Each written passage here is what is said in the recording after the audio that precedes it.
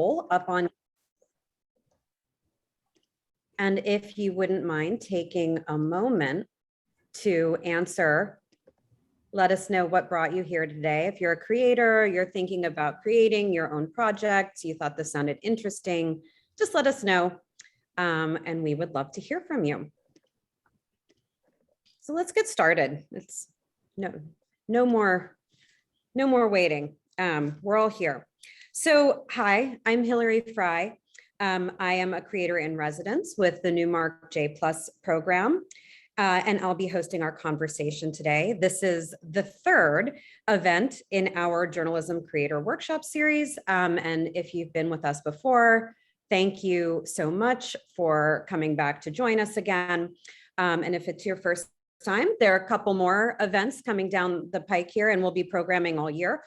So Jeremy, I'm sure will helpfully put a link in the chat if you want to sign up for some other workshops and events with us. Please do, if you haven't already. One more quick announcement before I introduce our guest today. Our next 100-day online journalism creators program is coming up. Applications are due tomorrow. So that's February 4th. Apply now if you're thinking about, or you are developing, or you want to jumpstart or restart a project, newsletter, podcast, niche site, an app, whatever you're thinking about. We would love to be here to help support you on that journey and get you going. So just keep that in mind. Maybe you've already applied, and that would be great. We will see you in the next cohort. So to get on with our programming for today, I'd love to introduce our guest, Gabriel Snyder, the publisher and editor-in-chief of The Fine Print. When you signed up, this may have been called Off the Record, this newsletter, and there was a name change over the weekend, which we're going to talk about. It brings up some interesting issues for creators, so I'm excited to hear more about that. The Fine Print is a media newsletter for people in the media.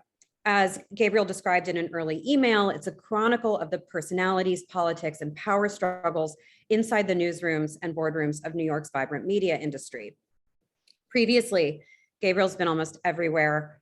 The EIC of the New Republic and Gawker, a contributing editor at Columbia Journalism Review, editor of the Atlantic Wire, a senior writer at W, Variety, and the New York Observer. I should say the erstwhile New York Observer. I first read Gabriel's absolutely necessary media reporting in the New York Observer over 20 years ago when I was just starting out in this business in New York. And I am pretty sure we met for the first time 20 years ago on the rooftop of the Standard Hotel in LA when we were both in town for Book Expo, which was the big annual book fair that I assume is still happening, but is probably virtual. He is amazing and brilliant, and we're so thrilled to have him here today to talk about the early stages of the creator journey and the ups and downs of establishing a media brand for media people. So welcome, Gabriel. It's great to see you. Thank you. Thank you. And just let's see here. I'm just going to have a look at the poll. It looks like about half of you guys are creators looking to learn and connect with others. Some are thinking about starting their own thing, and some are just thought this sounded interesting. So welcome all. It's great. There will be lots for all of you today. And also, please drop your name and city. You may already see this in the chat. If you haven't looked at the chat yet, you might want to pop that open. Share your name, where you're from, and a link to your project if you have one. It's great for all of us to see what everyone's working on and where we're all arriving here from. It's often all around the world. So welcome to all. For the format today, Gabriel and I will talk for about 45 minutes or so, and then we'll open up for questions. You can also feel free to drop questions in the chat. I will do my best to keep an eye on it, but sometimes the conversation is so immersive that I don't get pulled away. But there will be an opportunity for asking questions directly. And then after, around 2 o'clock or so, we'll also be able to stick around for some breakout sessions. So if you've been at either of the last 2 events, part of the goal here is for you all to connect. So we're here to inform and educate and inspire you by talking to creators who are already out there doing things, but we also want you to meet each other and start making your own connections and creating some community here for folks in the creator community and going solo. So if you have 10 or 15 minutes to stick around and meet some of your other colleagues here, who have joined us today, please do. It's really fun to just get to know other people you wouldn't otherwise run into. And I see we've got our other poll up here. Great to know lots of newsletter writers, people creating websites, podcasts, and maybe we'll hear a little bit more about the something else's a little later on. Okay, so let's get started. Gabriel, hi. Hi. So just let's talk about the name change. You had some news this weekend, changing the name of your newsletter from Off the Record to The Fine Print. And we'll get more into, The Fine Print is a subscription newsletter. We'll talk all about that and the sort of mechanics behind it. But before we get into all of those details, let's just talk quickly about the name change. This is a conversation about building your brand. So tell us why it was important to change the brand name we're about 5 months into your publishing here, and why you decided to choose The Fine Print for your now forever title. I would say, first of all, naming things has always been my least favorite thing as an editor. I've never been good at it or never enjoyed it. I went with Off the Record because it was a media column that I had a connection with, and lots of people had written it on it for years, but it had ceased to exist. I think somewhere 2014 or 2015 is the closest fixed date that I could find of when it stopped. And my understanding of trademark law was different than others, than the publisher of that, their understanding of trademark law. And it just became an issue where I don't have the money or the time to be in a legal dispute. And so the best thing I could think of was to change the name and just focus on building the business. Right. And just for those who don't know, Off the Record was like the media column in the New York Observer, from the mid-aughts up through really around, I don't know, 2013 or so, and was where a lot of media reporters who were in the Times now and all over the place, Bloomberg, started. I edited that column, not when Gabriel was there, but from 2009 to 2010. So there's a lot of affinity in the New York media world, which is Gabriel's audience, and we'll talk about that too, for that name. So completely get why you chose it, and also seems like an instructive moment for creators that you were able to be nimble enough also to just decide this wasn't the hill to die on here. It was more important to make the thing than like tie yourself up over this decision. So thank you for sharing the background about that. So now let's start at the very beginning. Mm-hmm.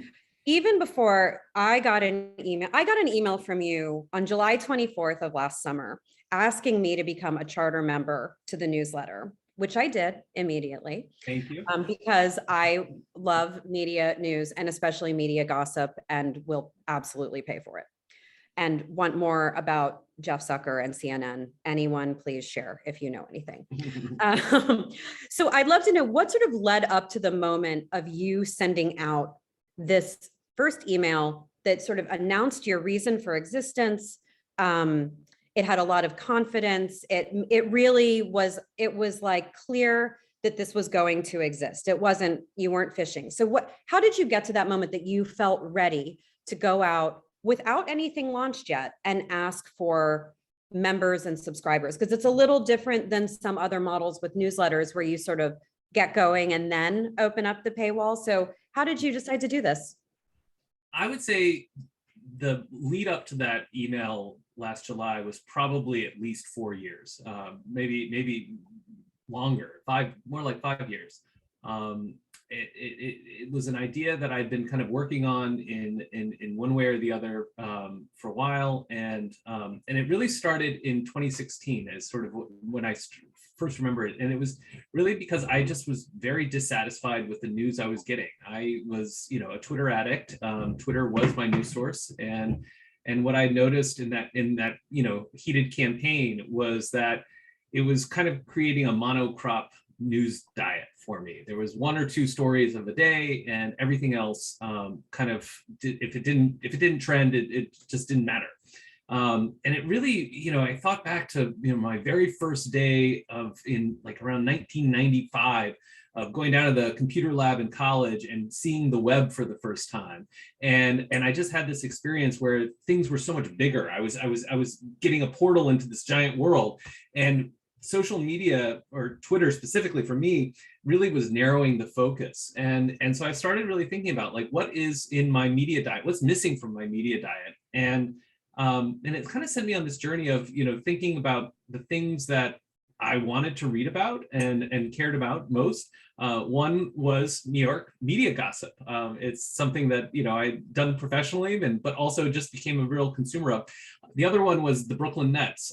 This was before KD and James Harden showed up, and there was no beat reporters in New York City for that. And it really started making me think about how the entire news environment had changed, where every single reporter was really chasing, what can I get that will go viral? What is that big broad audience piece? And it all came to kind of the crystallization moment was there's a media reporters event that rarely happens anymore because there's so few media reporters left. But I was at that, and I ran into my former editor at the New York Observer, who was who edited me on Off the Record. He was then at the New York Times media desk, and he had just taken over that. And we were just gossiping about a recent round of layoffs that we'd heard about. And I said, I didn't see anything about that. No one wrote about it. I didn't see anything on Twitter about it. He was like, oh yeah, I remember that. That was that day. And there was this other big news story, and I just don't have that many people. And then he said, but you know what? The thing is those stories die on me. And that was really the aha moment, because it reminded me of my first web editing job at Gawker, where Nick Denton wanted more and more page views, and when writers would pitch to me like, oh, I've got a gossipy story out of the Condé Nast cafeteria, or I've got a celebrity who said something stupid on Facebook, I knew exactly which one I wanted them to do because I needed more stats.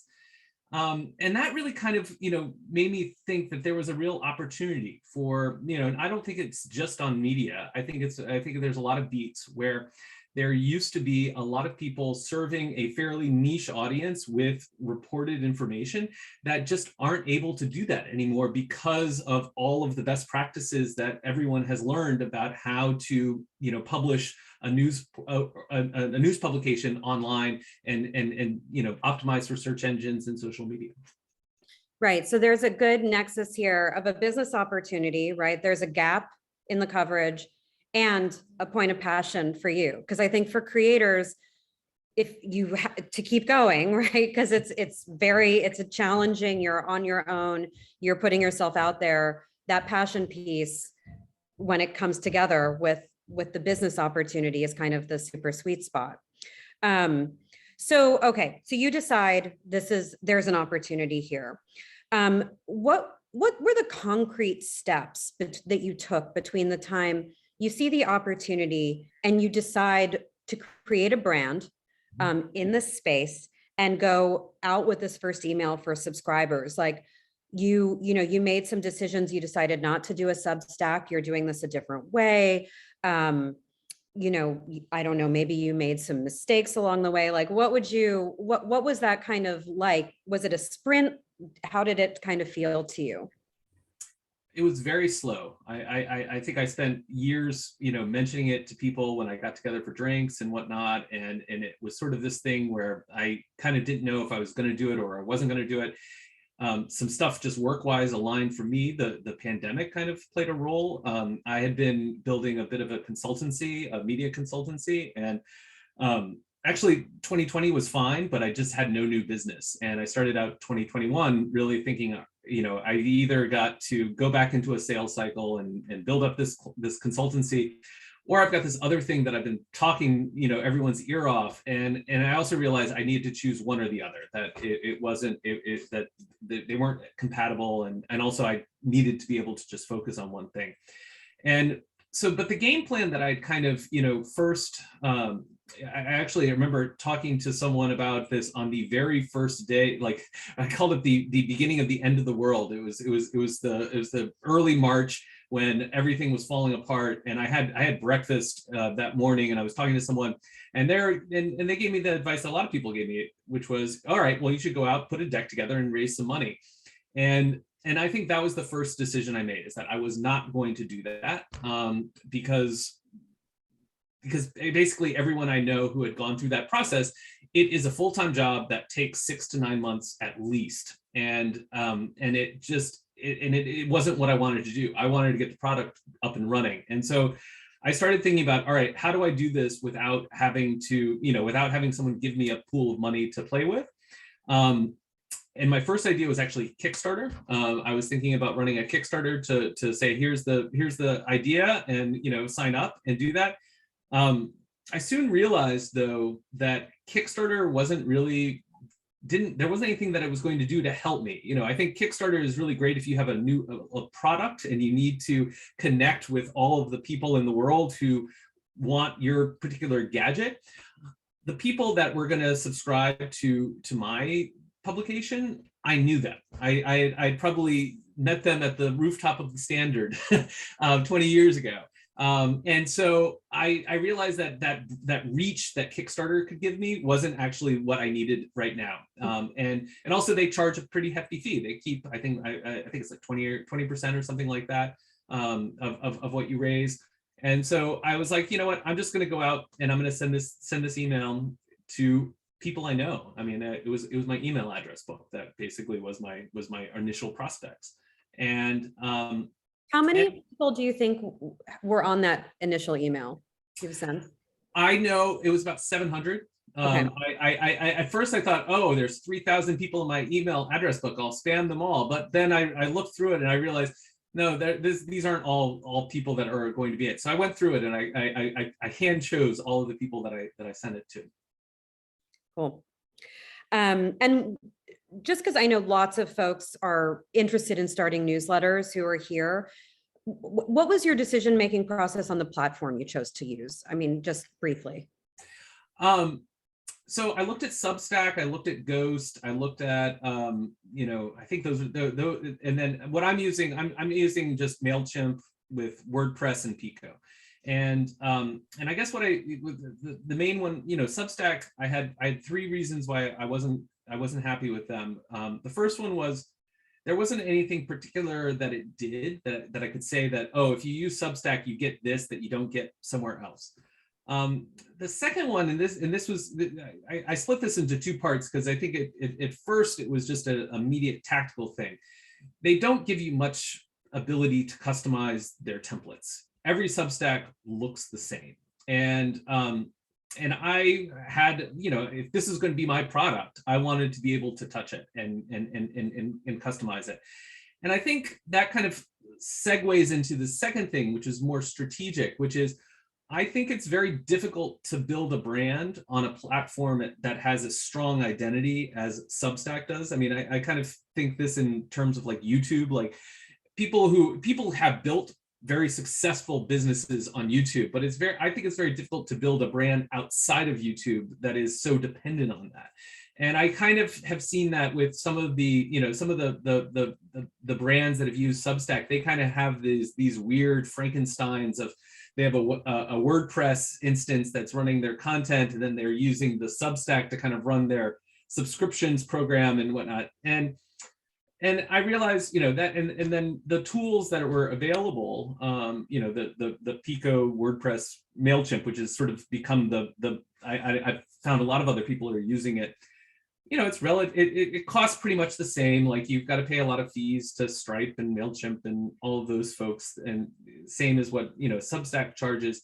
But I just feel like I have a lot more control over the branding and the identity.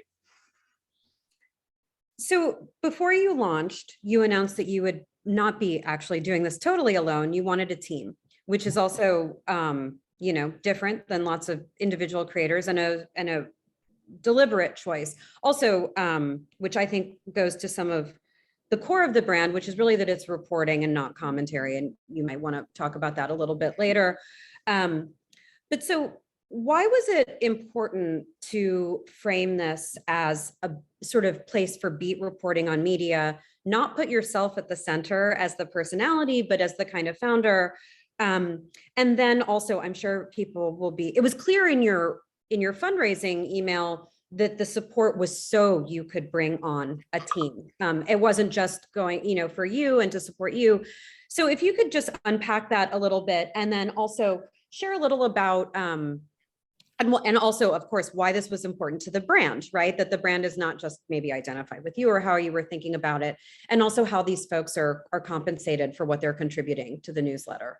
Yeah.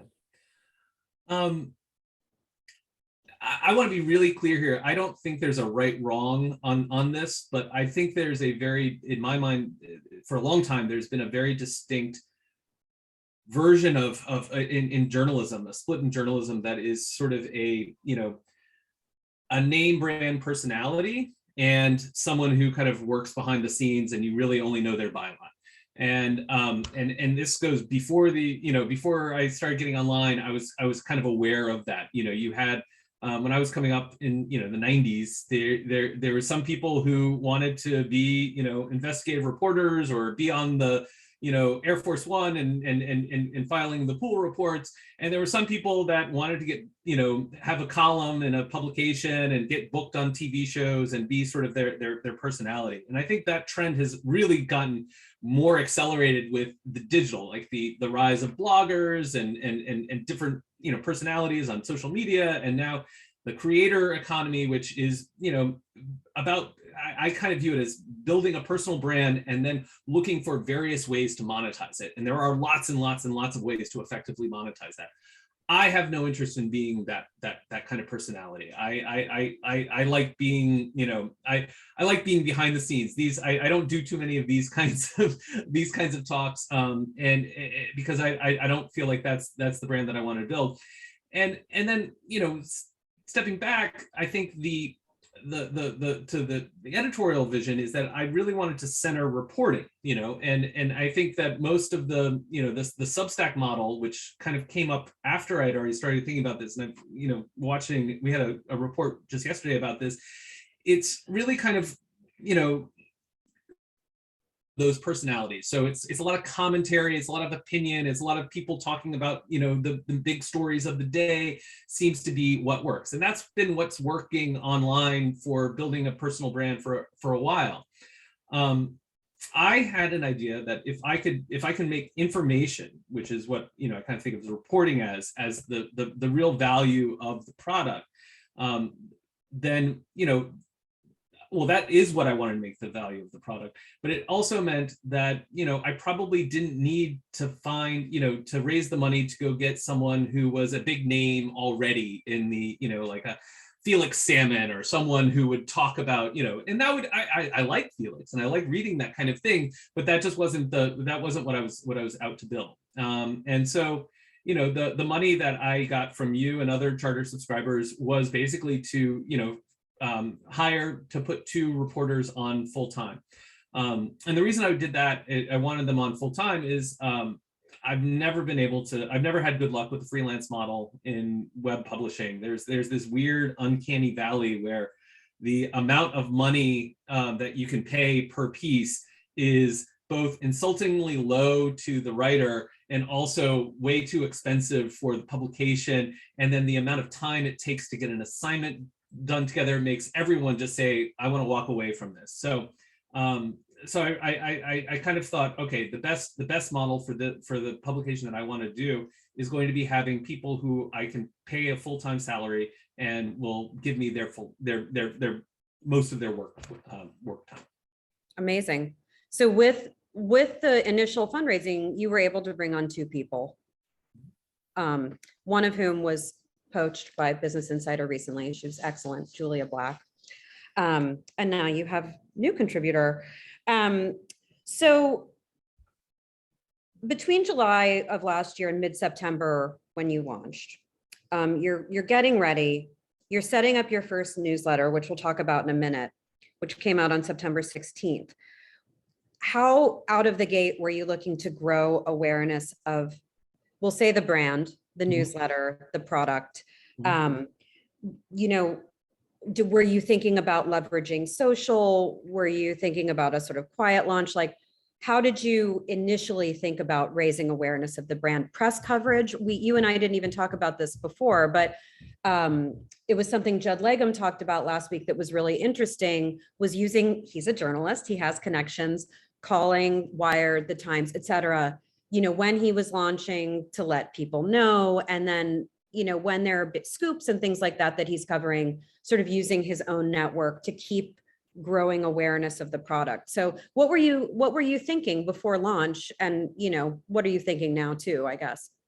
I mean, I was hoping to get some press coverage. That I did put some effort, and it largely I you know, ran to a lot of dead ends there. And it was basically because of the same reason that the market opportunity, there wasn't really a place that was, you know, going to be terribly eager to cover the startup of a subscription media reporting product. You know, I got some nice mentions, and there were some, you know, Axios did a cover, ran the announcement, which was nice, but there wasn't really a lot. And so I don't know, it just became very clear that the stories were going to be the marketing. I don't think, I mean, that is very much an alpha version of of a marketing plan, and I need to graduate to a more better developed plan. But that was really the idea, is that if I published stories that people wanted to read, that would be what would sell subscriptions. Right. Yeah, that was something we talked about last week with Judd too, was a sort of opportunity with all of the content being an opportunity to reinforce the brand. And so I wanted to talk about the first issue, which had two stories in it. One with a terrific observer-like headline, if I may say, where there was a nice little echo there. The first story was headlined, "There's no accounting for genius," and it was sort of clever wordplay for a story looking into a fire sale of the music lyrics site Genius, which some of you may be familiar with. And then there was a nice sort of light piece about the New York City Softball League, Media Softball League. And so what were you trying to convey about the brand with this initial story selection? What were you trying to reinforce? So, you know, Julia and Andrew Fedorov, he's the reporter. He's still with us, and he's doing a lot. He's doing great work. They started, I don't know, I want to say in August, maybe late July. I can't remember exactly when. And they and we started, you know, just trying to work on stories. That period was very difficult. It was very difficult for them to try to go out and report for a publication that no one had heard of and doesn't exist. And so I think there might have been some original idea of, oh yeah, let's have a big launch piece. Like what's our launch story going to be? We need to make it a big scoop. But I think that all kind of went under the, I think I was living in the shadow of, like, this is what would Tina Brown do if she was starting a new magazine? You know, like, you would go out and get the big exclusive and have the nice photo shoot and spend all your money on that first one. And I realized that I'm not Tina Brown. This isn't a magazine. I don't have all that money. I just need to go. And so I think I can't remember exactly, but I think the way those stories were chosen were, there might have been a date and we were just like, what's ready? And let's go. But there was, you know, I do remember when, you know, thinking about, okay, these are going to be the first two stories. Are these right? I was a little bit hesitant about Genius, because it, you know, one of the biggest discussions that we had, you know, was trying to figure out, what is the beat? What are the boundaries? And Genius is a rap lyrics website. It's not really a media outlet. But I felt the reason why it was it had interactions with media outlets. It had hired some people, and people in the New York media world were aware of it. So it was tangentially related.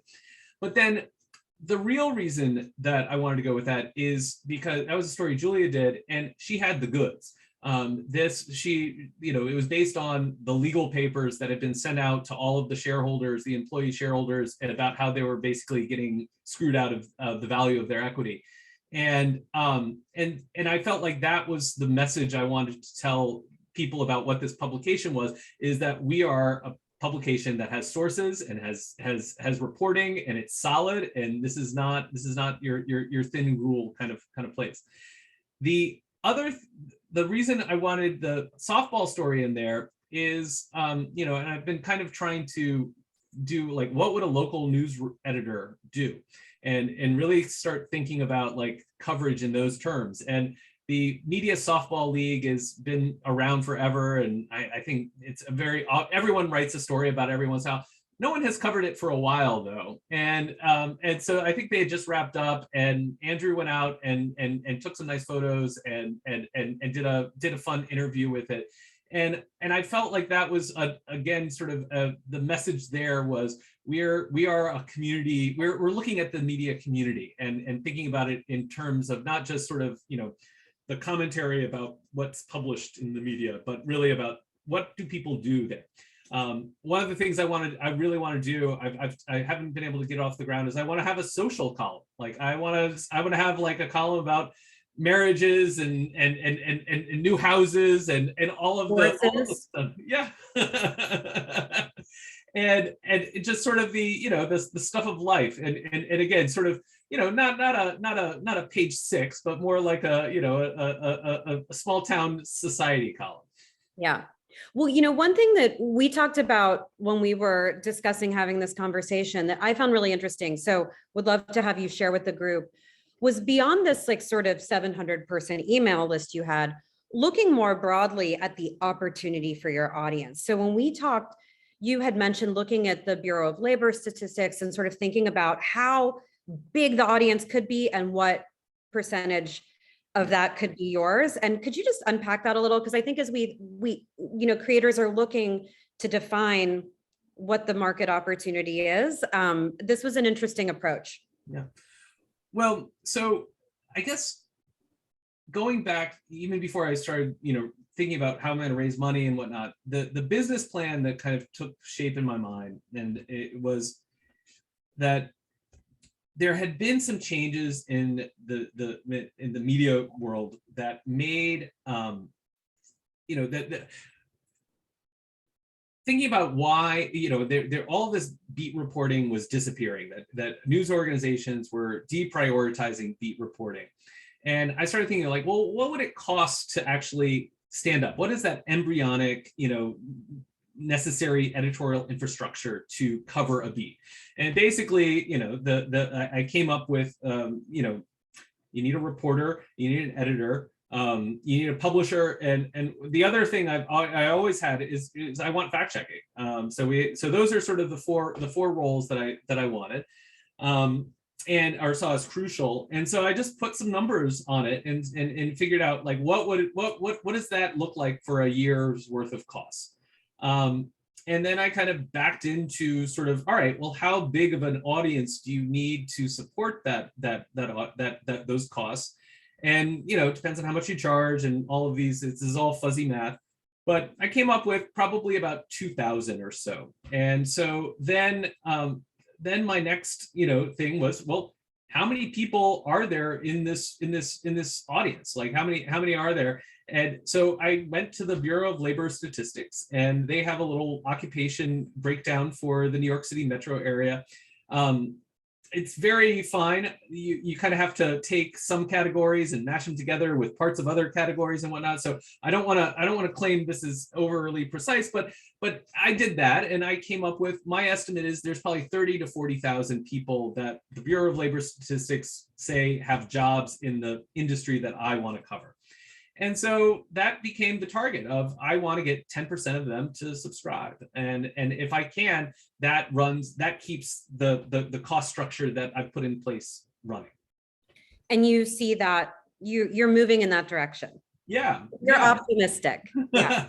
I am. I nothing's gone as fast as I hoped it would. But yeah, no, the growth is there. We're coming up on 5 months of publishing.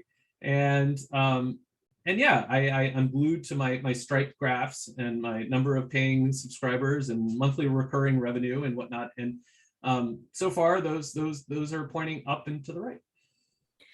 And you recently started a free sort of Sunday edition of the newsletter written by you. Explain why, in terms of growing the brand, what was the thinking around adding this? Because previously you were mostly absent. You're the editor and the behind the scenes person. Yeah. I was running out of email addresses. I had converted quite a few from that 700. And every time I sent out a new email, I'd get unsubscribes of dear friends, and try not to take it personally. But I just realized I needed to reach more people. And because I'm not running, I don't have a free product. I don't have a website that isn't paywall. There's nothing to get. I didn't have any of the things that you normally can use to find new audiences. And so I was thinking, I've been thinking about like and some of the people have been giving me advice that, a free offering is really important. And so I started thinking like, what's my free offering? I'd already started out, sending out, without my name on it, but just a weekly digest with just links to what we published the previous week and just a note saying, hey, here's what you missed and please subscribe. But that wasn't, no one was going to sign up for that. That wasn't a compelling product. And so the best idea I had was, all right, I'll break my cardinal rule of no commentary, and I'll write a piece of commentary that people seem to to be interested in, and it's really just a way to expand the audience, and it's worked. I think the list has doubled since in the 3 or 4 weeks since we started that, and I haven't had time to do a big breakdown of conversions and all of that, but it does feel like a very worthwhile thing to continue doing. Yeah. I think as a subscriber, I think the first commentary was about the Ben Smith and Justin Smith as yet unnamed enterprise and somewhat not defined. And I found your perspective additive, and like, especially now that we're down a media columnist at the New York Times. So thank you for sharing about that. I've got 2 things to ask you before we see if there are other questions for you. The first is, what are 3 pieces of branding advice you would give to creators who are thinking about starting their own projects? All right. Well, I thought about this, and I might have gotten it a little bit wrong. I've got just 3 pieces of advice. Okay, give us 3 pieces of advice about building your brand. Let me put it that way. Maybe that's a better frame. And these are all things that I just am constantly having to remind myself. The first one is, my enemy is magical thinking. That it is the biggest thing that every problem I've had, there's usually at the root of it, I committed an act of magical thinking. And what I mean by that is not understanding or not really appreciating that things take the time they take and they cost the money they cost. And unless you really have a clear idea of how to break those rules of reality, you've got to do that. And this is, in my past, like when I've been a boss, I've definitely been a bad boss. I think I've gotten better at being a boss, but when I've been a bad boss, it's usually being a magical thinker and thinking that people can do more than they can. This problem only becomes worse when you're your own boss, because now you've got to deal with all that. So no magical thinking is the number one thing. The second thing I would say is I think it's just really important to really have a clear idea of what job you want. What do you want to do each day for your work? Because any of these kinds of projects, they require everyone to do so many different things. You got to spread yourself thin and whatnot. But ultimately, you're going to set yourself up on a path towards something. You're building towards something, and you really want to be clear on that. One of the reasons I didn't go out and raise money is because I don't want to deal with investors. That would be, if I had raised $1 million, that would have been my full-time job, and everything else I would have had to delegate off. And so I think that was sort of the kind of thinking. And the the last piece of advice, and this is one that I have to deal with so much, is just managing the emotional roller coaster. I go weeks, every week, I think I am figured out, I've got lightning in a bottle, and and success is just, it's all downhill from here. And then the next day I can say, I got to shut this thing down. This is hopeless. And I'm a bit of a moody person. And so it's just been sort of a real struggle of trying to make sure that I, kind of find that middle ground, and know that the highs are not as high as they seem and the lows are not as low as they are either. Can I just ask a follow-up question on that? Because one thing we talk a lot about is the sort of loneliness of the journey. Of course, you have two reporters working with you. Do you feel pressure to always be optimistic with them and sort of keep an eye on the future path, or are they kind of part on this emotional journey with you? I'm just curious. Well, I try to be as open as I can. I mean, when I first talked to them, I was interviewing them. It was like, this is not a job. Like, a job has security. This has no security. This is an experiment. And, and I would love for you to join me on this. And so I try to be open with them about, what it is and where we're going. But on the other hand, the loneliness of, I'm in a boardroom of one. I'm not sharing everything with them. And there is, I think one of the things I would love to find is, just getting more of I keep on kind of saying, I need a board of directors of people that I can just go to and bounce ideas. And I have that informally, but nothing Yeah. in place. Thank you. Okay. Last question. Tell us 3 mistakes. All right. That you made, or that you would just warn folks to keep their eyes out for. All right.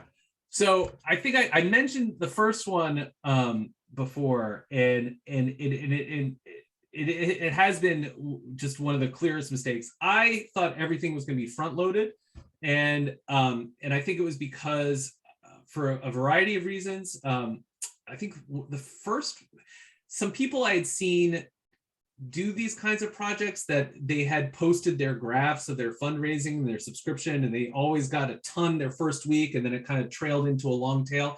And it also kind of reminded me of being a web editor, and that's what every traffic graph on every story looks like. I think that I had this idea that that's just the way the web works.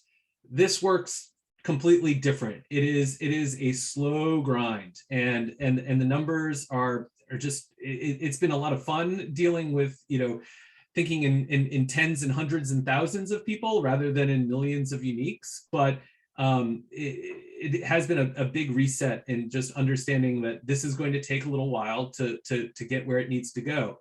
The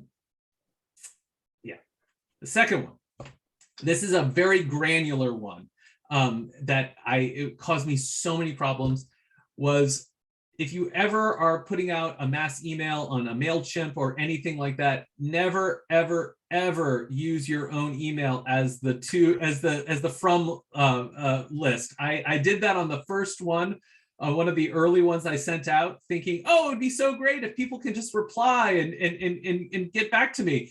Oh my gosh, it put my email address on every spam list everywhere. And for like weeks, I was telling people, oh, check your spam folder for my urgent email. So don't do that. Use a dummy email address is a very important lesson that I learned in the newsletter space. And the third mistake, and I think I kind of talked about this one, was I took the EIC and publisher titles. And I think I always thought that was a temporary thing, and it's a huge mistake because it's not one person's job. I'm not going to be able to do these jobs effectively. I need to figure out a way to break up sort of the overseeing the business and overseeing the editorial. Those are going to be two different people. Yep, totally. Thank you for sharing those so candidly. Granular is always welcome and needed here for all of us. We've got, like 10 plus minutes here with Gabriel. If you have a question, you can always raise your virtual hand. You can put a question in the chat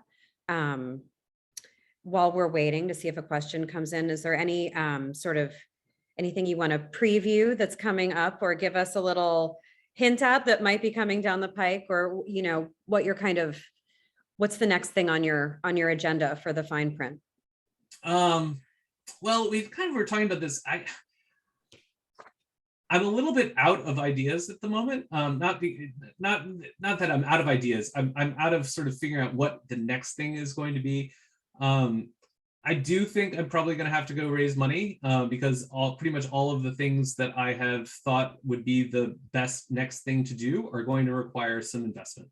And so that might end up being where I think that's what I'm going to end up deciding, is that I need to focus on that, on raising some capital so that I can bring on someone to help, build a marketing program, or expand the editorial. I think, my original idea about the fine print was that it was basically just a proving ground for this business model. Can a niche audience pay for reporting about itself?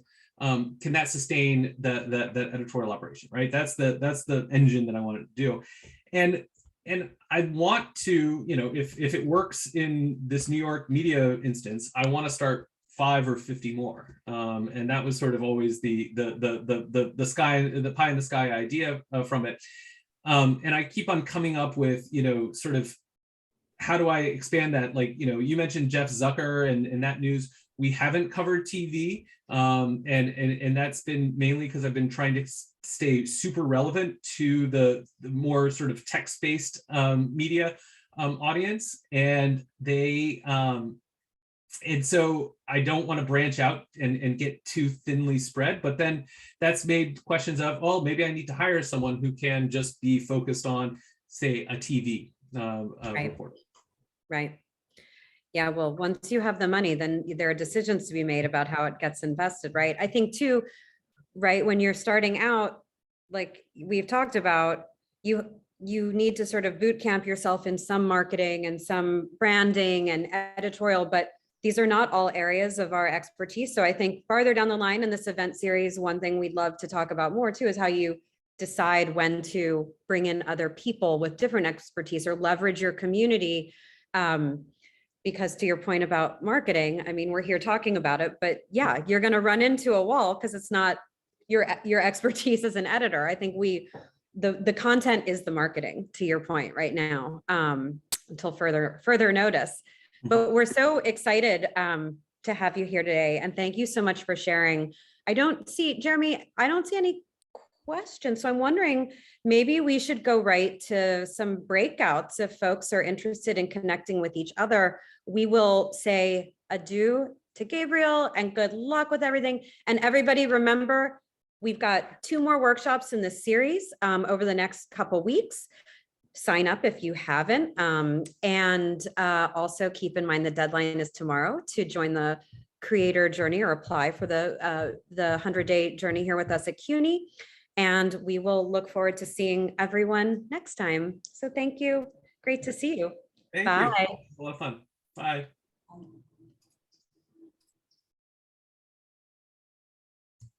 Got breakout. Everyone move on to whatever you have next in your day. Thanks for joining us. Hope you'll join us for the next couple in this series, and then a whole bunch of other new things we've got coming up later in the year as well. So have a great rest of your day, and see you everyone again soon. Okay, thank you so much, Jeremy, and See you, Janet. everyone. Okay, bye.